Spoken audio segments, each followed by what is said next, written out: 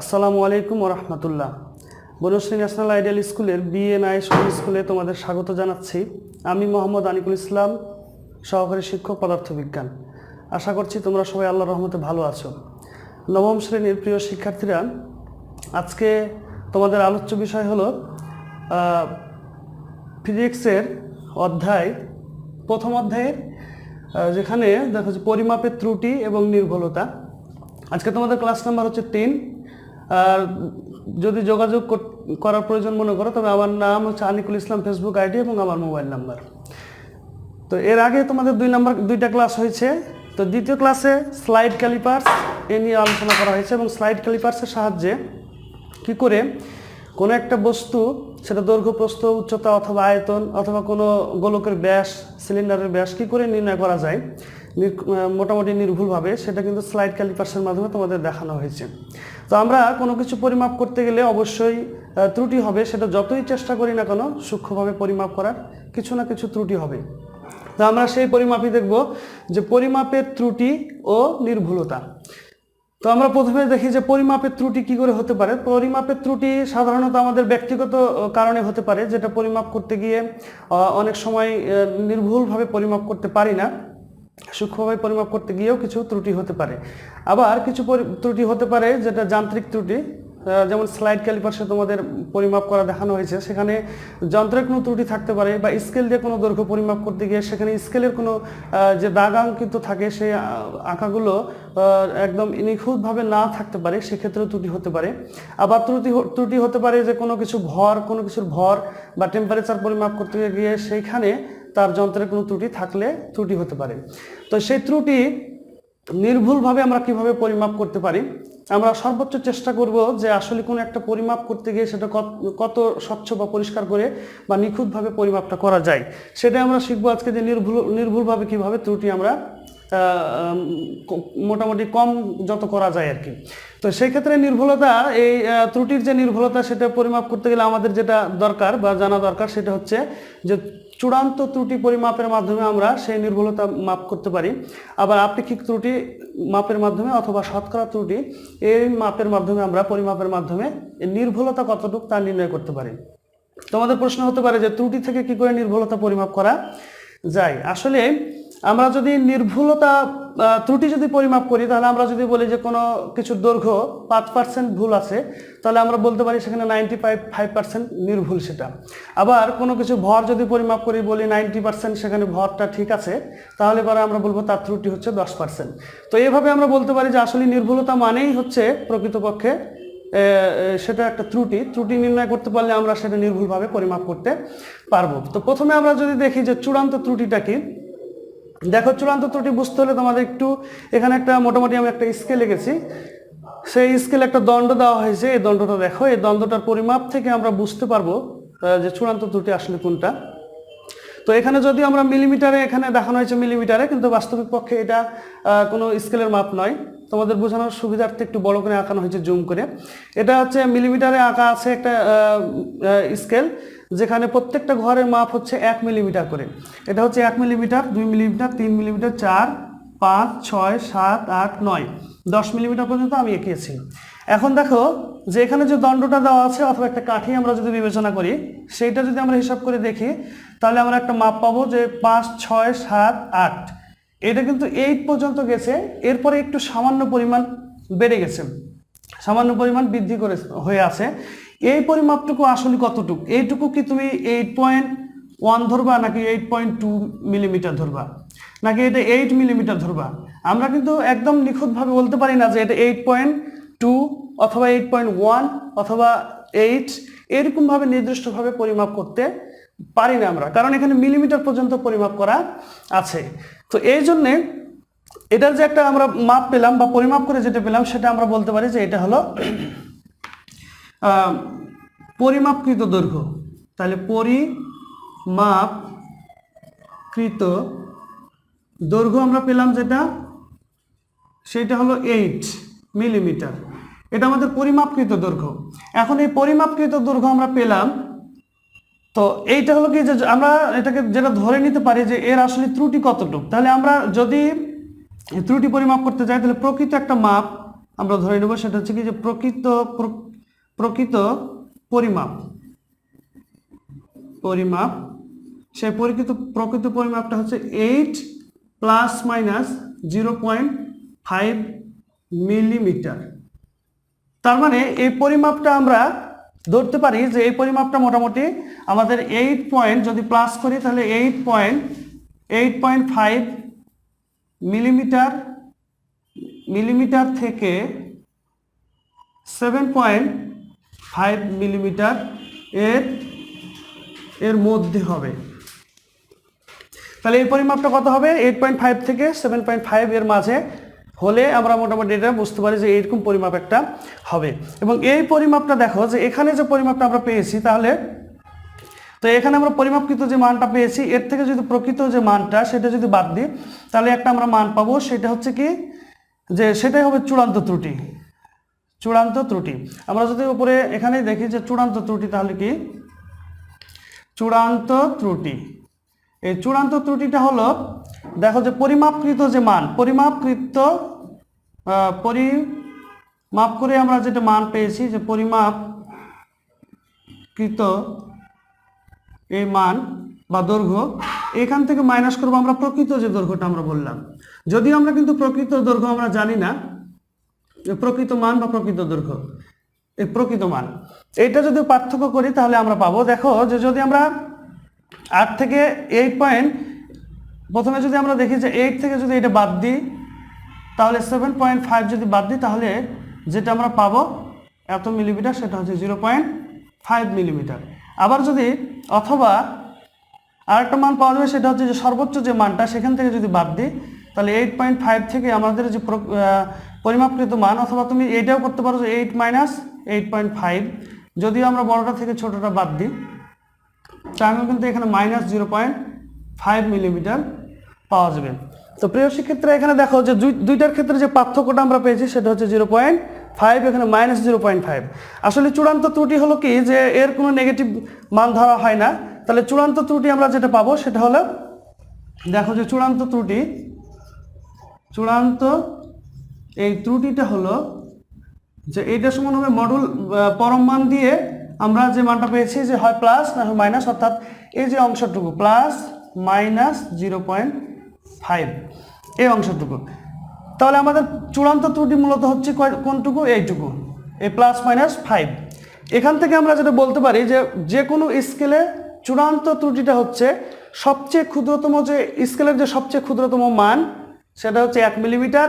এখানে 1 মিলিমিটার আছে, তাহলে এর অর্ধেক, তাহলে এর যে অর্ধেক মানটাই হচ্ছে আমাদের চূড়ান্ত ত্রুটি, এবং সেটা হবে পজিটিভ মান, এই জন্য পরম মান দেওয়া হয়েছে। তাহলে আমরা বলতে পারি যে কোনো স্কেলের ক্ষুদ্রতম মানের অর্ধেকটাই হচ্ছে চূড়ান্ত ত্রুটি। তো এই ক্ষেত্রে আমরা চূড়ান্ত ত্রুটি আমরা পেলাম। এখন যদি আমরা দেখি যে আপেক্ষিক ত্রুটিটা কি, আচ্ছা আপেক্ষিক ত্রুটিটা হলো, আপেক্ষিক ত্রুটির একটা সূত্র আছে, সেটা হলো যে আপেক্ষিক ত্রুটি এইটা সমান উপরে হলো চূড়ান্ত ত্রুটি আর নিচে হচ্ছে পরিমাপকৃত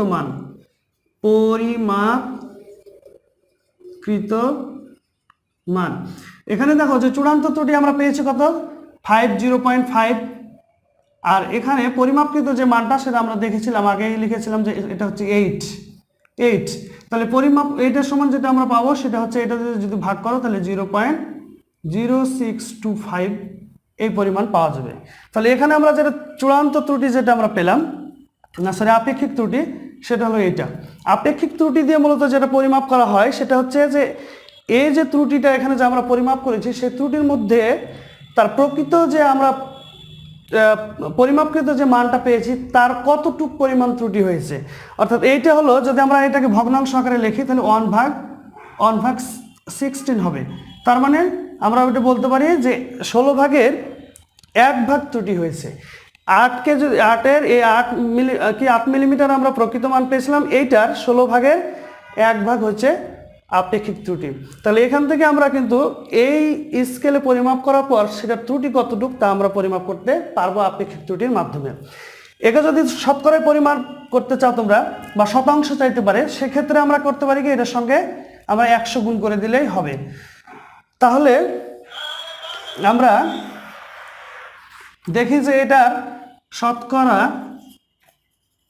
শতকরা ত্রুটি যেটা হবে সেটা হলো যেটা আমরা পেয়েছি আপেক্ষিক ত্রুটি 0.0625 এর সঙ্গে 100 যদি গুণ করো তাহলে এটা শতকরায় পরিণত হবে, এবং এইটার সমান আমরা যেটা পাবো সেটা হচ্ছে 6.25%। তাহলে আমাদের এই পরিমাপ যে করেছিলাম এর মধ্যে 6.25% ত্রুটি আছে আমাদের এই পরিমাপের মাঝে। তাহলে আমরা এভাবে যে কোনো দৈর্ঘ্য, প্রস্থ অথবা উচ্চতা হোক সেটা পরিমাপ করতে পারবো, এবং সেটা ত্রুটি কতটুকু আছে সেটাও বের করতে পারবো। আশা করছি তোমরা ত্রুটি বুঝতে পেরেছো। যদি বুঝতে পারো তাহলে আমরা একটা উদ্দীপক দেখি বা প্রশ্ন দেখি, যেটা হচ্ছে তোমাদের বইয়ের 26 নম্বর পৃষ্ঠাতে আছে। বলা হচ্ছে যে ধরো বর্গাকৃতির একটি বইয়ের দৈর্ঘ্য পরিমাপ করে তুমি 10 সেন্টিমিটার পেয়েছো। ধরো পরিমাপের 10 সেন্টিমিটার নাকি 10% আপেক্ষিক ত্রুটি রয়েছে। এরপরে বইয়ের ক্ষেত্রফলে আপেক্ষিক ত্রুটি কত হবে? তাহলে এর যে দৈর্ঘ্যটা সেটা হচ্ছে 10 সেন্টিমিটার, এবং এটা একটা বর্গাকৃতির বই, এবং তার মধ্যে তোমার 10% আপেক্ষিক ত্রুটি রয়েছে এমনটা ধরে নেওয়া হচ্ছে। তো যদি 10% আপেক্ষিক ত্রুটি থাকে তাহলে আসলে ক্ষেত্রফলে কি পরিমাণ ত্রুটি আছে সেটা আমরা বের করে দেখব। আচ্ছা, তাহলে আগে প্রথমে দেখো যে ত্রুটি আসলে কতটুক। এখানে আমরা দেখব যে ত্রুটির পরিমাণটা কতটুক। তার আগে আমরা দেখি যে এর ক্ষেত্রফল, প্রকৃত ক্ষেত্রফল কত, পরিমাপকৃত ক্ষেত্রফল। দেখো যে এর দৈর্ঘ্য হচ্ছে আমাদের, যে এই বইটার দৈর্ঘ্য যেটা আমরা পেয়েছি, বইয়ের দৈর্ঘ্য সেইটা হলো 10 সেন্টিমিটার। তাহলে নিশ্চয়ই এর ক্ষেত্রফল কত হবে? যেহেতু এটা বর্গক্ষেত্র, বর্গ আকৃতির, তাহলে ক্ষেত্রফল সমান হবে 10 গুণিত 10 সেন্টিমিটার স্কোয়ার। তাহলে এটা হবে কত? 100 সেন্টিমিটার স্কোয়ার হচ্ছে ক্ষেত্রফল। এটা কিন্তু আমরা বলতে পারি এটা হচ্ছে পরিমাপকৃত, মানে পরিমাপ করে তুমি পেয়েছো, পরিমাপকৃত ক্ষেত্রফল এটা। এখন আসলে এই যে 10% ত্রুটি হয়েছে, তাহলে এটা হবে আমাদের প্রকৃত ক্ষেত্রফলটা। তো আমরা প্রকৃত ক্ষেত্রফল বের করলে আগে আমাদের ত্রুটি কতটুকু এইটা আমরা বের করি। তাহলে আমরা দেখি যে যেটা ত্রুটি হবে সেটা হচ্ছে, দেখো যে 10 সেন্টিমিটার এর 10% হচ্ছে ত্রুটি। তো এইটা সমান তোমরা শতকরা অঙ্ক করেছো, পারবা। এর মানে হচ্ছে গুণ, আর 10 বলতে যেটা বুঝুন, 10% মানে যেটা হচ্ছে সেটা হচ্ছে 10/100। তো এইটা সমান যেটা পাবা সেটা হচ্ছে 1 পাবা। তার মানে আমাদের এখানে যে আপেক্ষিক ত্রুটিটা ছিল সেটা হচ্ছে 1। এখন তার মানে এখান থেকে আমরা যেটা বুঝবো যে 1 যদি হয় তাহলে এই পরিমাপটা যেটা হবে, যে 10 দৈর্ঘ্য, সেটা হচ্ছে যে এর দৈর্ঘ্যের যে মাপটা হবে, এর দৈর্ঘ্য 9 বলতে কি আমাদের 10 ছিল, তো 10 থেকে যদি আমরা 10 প্লাস মাইনাস মূলত 1 এইরকম হবে, এত সেন্টিমিটার হবে। তো এইরকম যদি হয় তাহলে আমরা বলতে পারি যে দৈর্ঘ্য হয় 9 সেন্টিমিটার থেকে 11 সেন্টিমিটারের মধ্যে এর দৈর্ঘ্যটা হবে, হতে পারে। তাহলে এরকম যদি হয় তাহলে আমরা যদি ধরে নিই যে 9 সেন্টিমিটার, তাহলে এর পরিমাপকৃত না প্রকৃত যে দৈর্ঘ্যটা হবে কত হবে? তাহলে প্রকৃত, যদিও এটা সম্ভাব্য বলতে পারি আমরা, তাহলে প্রকৃত আমরা ক্ষেত্রফলটা বের করি। ক্ষেত্রফল দুইটা হবে, একটা হচ্ছে যে সবচেয়ে কম মান নিয়ে, আর একটা হচ্ছে সবচেয়ে বেশি মান নিয়ে, কারণ দুইটা মান আমরা ধরেছি এর মাঝে। তাহলে সবচেয়ে যদি কম ধরি, সবচেয়ে কম, তখন যেটা হবে সেটা হচ্ছে 9 × 9 এর উপর সেন্টিমিটার স্কোয়ার ক্ষেত্রফল। এরপর 9 9 81 পাবা, তাহলে 81 সেন্টিমিটার স্কোয়ার। আর একটা হচ্ছে সবচেয়ে বড় বা বেশি, সেটা হবে কত? 11। আর একটা পেয়েছি আমরা 11 সেন্টিমিটার যদি দৈর্ঘ্য হয়, তাহলে বর্গ আকৃতি হলে কত হবে? 11 × 11, তাহলে এইটা হচ্ছে সেন্টিমিটার স্কোয়ার। এখান থেকে পাবা 11 11 121 সেন্টিমিটার স্কোয়ার। তাহলে আমরা কিন্তু পরিমাপ করে পেয়েছি 100, আর প্রকৃত হতে পারে সেটা যে সবচেয়ে কম হলো 81 আর সবচেয়ে বেশি হলো 121। তাহলে আমরা ওই যে আগে যে সূত্রটা শিখেছিলাম যে এর চূড়ান্ত ত্রুটি কতটুকু হবে, চূড়ান্ত ত্রুটির ক্ষেত্রে আমরা সূত্রটা শিখেছিলাম কি, ওখান থেকে আমরা যদি বিয়োগ করি দেখো।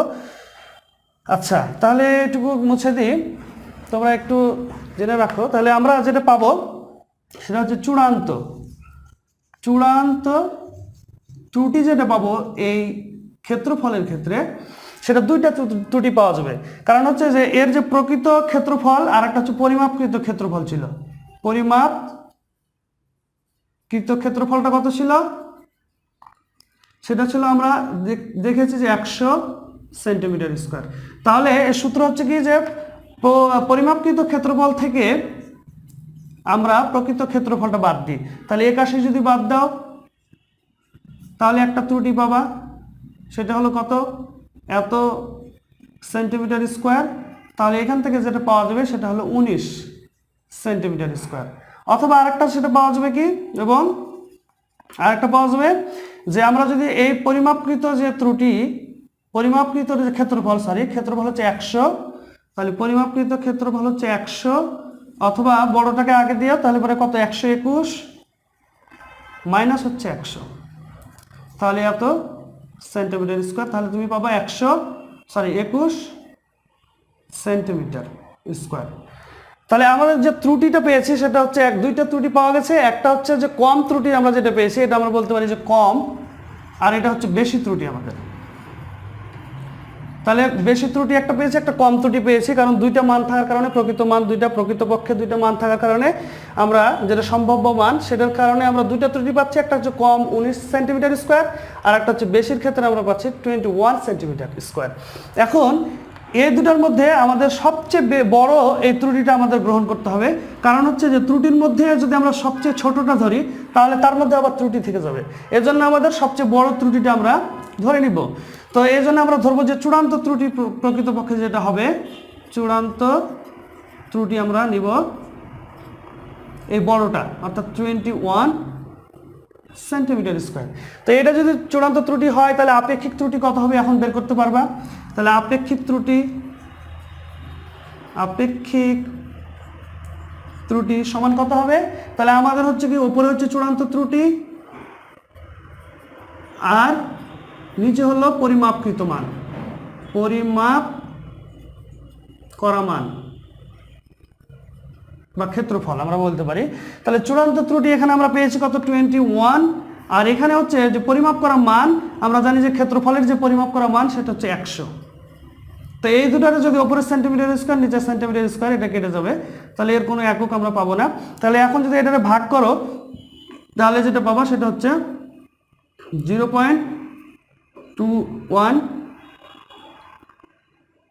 এত পাওয়া যাবে। আচ্ছা এইটারে যদি আমরা এখন যদি শতকরা হিসাবে নিয়ে যায় তাহলে কত হবে, দেখো যে শতকরা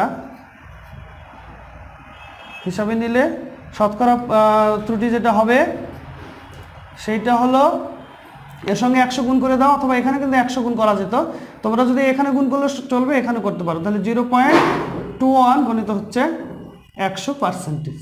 তাহলে এইটার সমান যেটা আমরা হিসাব পাবো সেটা হচ্ছে 21%।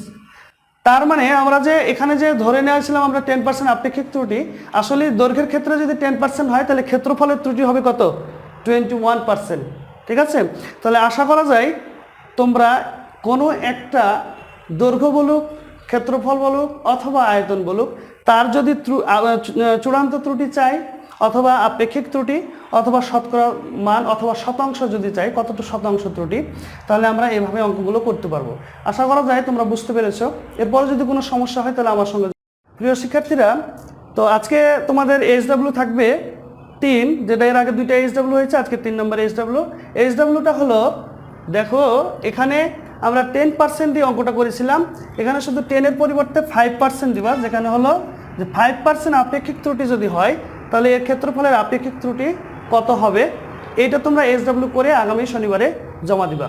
আশা করছি তোমরা পারবা। তো আজকে এই পর্যন্তই, সবারই সুস্বাস্থ্য কামনা করছি। আল্লাহ হাফেজ।